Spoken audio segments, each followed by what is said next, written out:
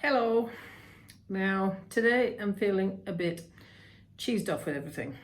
Uh, Before I go into that, I just want to quickly recap on yesterday. So, yesterday, the doctor called me to tell me that I did actually have an infection. That's what was taken. Now, it annoyed me, of course, but I said to the district nurse that I thought it was infection, and she said she didn't think it was.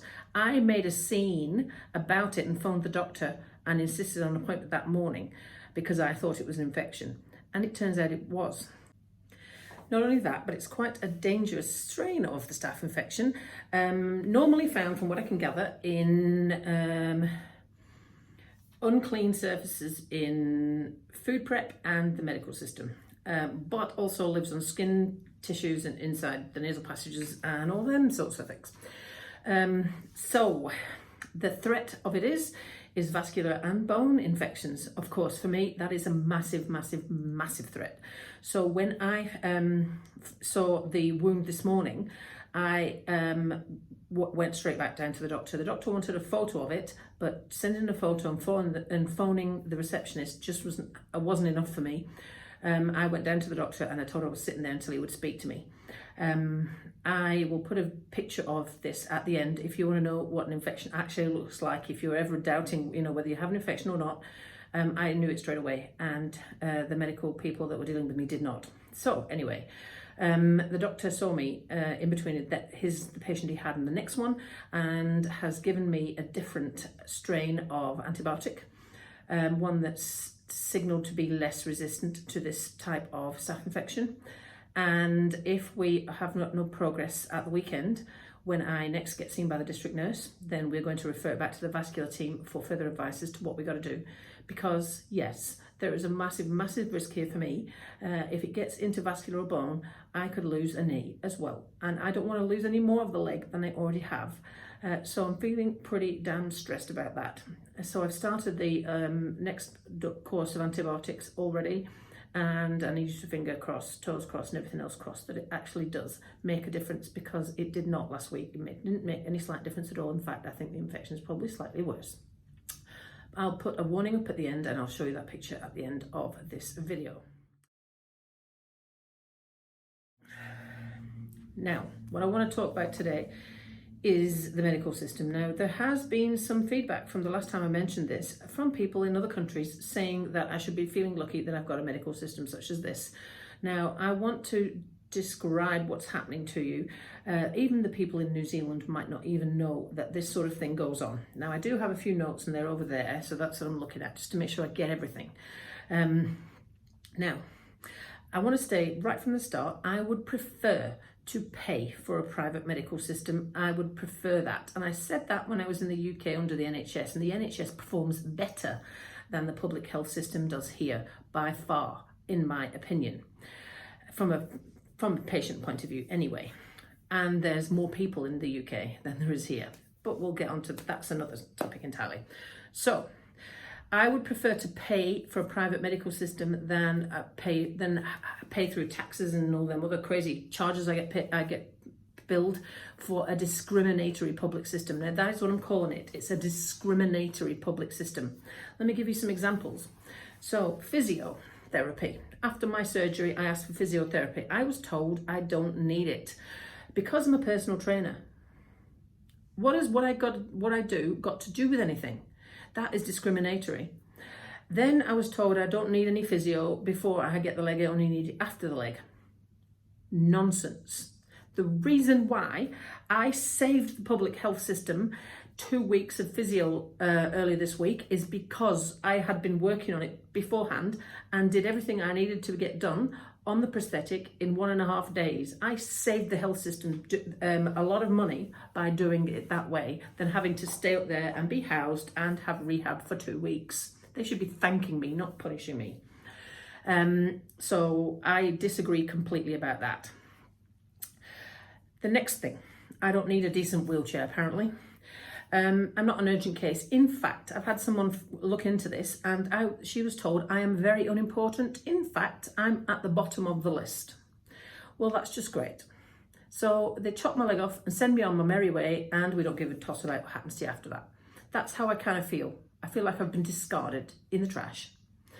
If I looked into what I would do if I was to try and get myself a wheelchair, we're talking 10 to 15 grand if I wanted to buy my own wheelchair.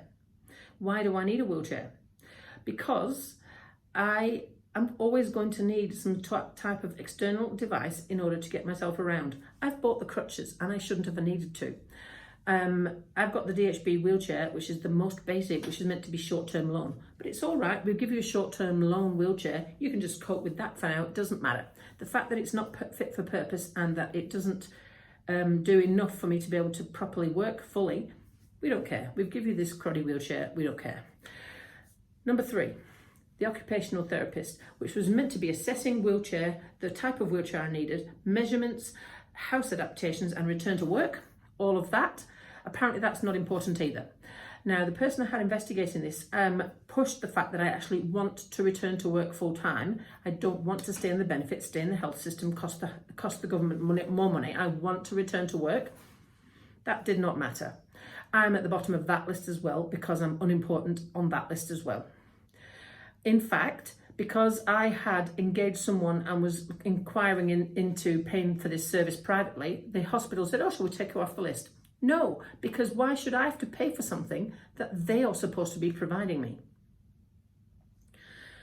So if I want to get the occupational therapist to talk to me about assessments, each assessment, wheelchair assessment, house adaptation assessment, back to work assessment, each single one of them costs just under £1,000, right? Now, limb centre funding, that's number 4. This one really, really gets to me. This is the one that's getting to me the most. So, if I want to, when I go to the limb centre to be fitted for a prosthetic, I get a leg. One that helps me walk around the block. If I want to do anything else other than that, like ride my bike, run, go back to triathlon, that sort of thing, tough. I have to buy my own. I will get the leg given to me for me to walk around the block, and that's all.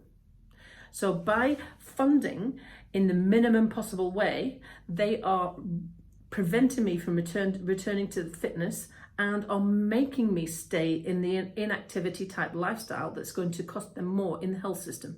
It doesn't make sense to me. Now, how much does a leg cost? Well, I would need a leg for cycling because it needs to have a different shape cut out socket so I can bend my knee more. And that means it makes it less stable. So I wouldn't be able to walk on it as stably. So that's why you need a cycling leg separately. And then a running leg obviously needs a different type of cushioning.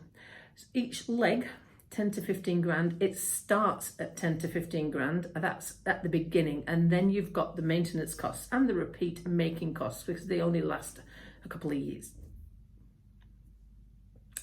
So let's recap. To get back to the life and the work that I was doing before, like I say, I was doing it before. This is not new. I'm not trying to do any fancy thing like ice climbing or any other thing. I am just trying to get back the life that I had before this. My initial costs to do that, because the health system will not allow me to return to the full-time work and the exercise type lifestyle I had before, because of their restricted funding, I would have to spend $50,000 to $60,000 to be able to initiate that myself.